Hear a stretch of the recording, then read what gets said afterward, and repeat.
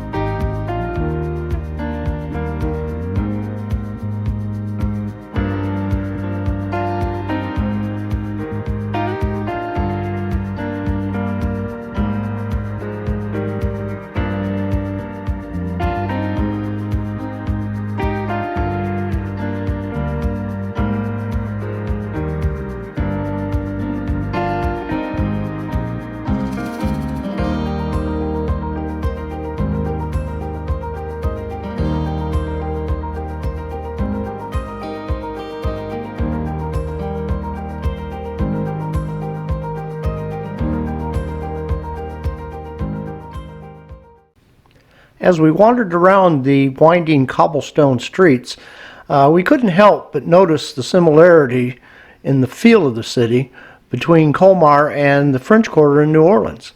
Now, granted, the French Quarter wasn't settled until around 1718, so this area here is around 800 years older, but nonetheless, they both have that vibrant, alive feel. Lots of shops, lots of cafes, lots of restaurants.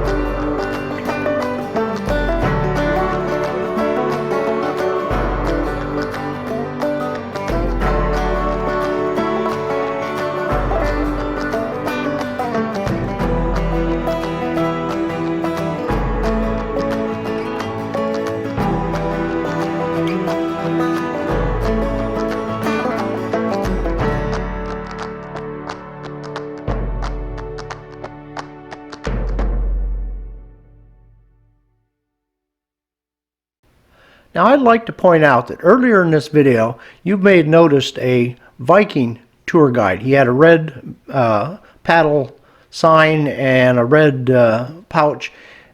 That was not our tour guide. He was very nice. Our tour guide took a group of 50 Americans, all over the age of 65, somewhere 65, 70, took us into a town there where none of us could speak French and had ever been there before, had incredibly windy roads, wound us around that town for 45 minutes, pointing out in great detail all of the ways that the French insulted the Germans that lived across the river.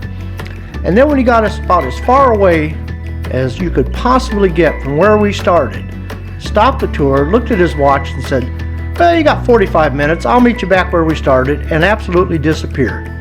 And all of us stood around there looking at each other going, well, how in the hell do we find our way back from here? So that part of the tour did not go real well. We were lucky enough to find this other tour guide, and he just kind of laughed and said, "Sure, follow us, we'll take you back to where he'll meet." So we didn't get to really see much of Colmar because most of our time we were doing the maze test. So while I would like to say we really enjoyed the medieval village of Colmar, we actually didn't get to see much of it. When we first got abandoned, my wife and I did the only thing two reasonable people would do, and that is we found a cafe and sat down and had some coffee and some cherry tarts, and that was excellent. And eventually the second tour guide wandered by and we were able to hitch a walk back to the starting point. So Colmar, I would have loved to spend more time there, but the way it worked out, it was okay.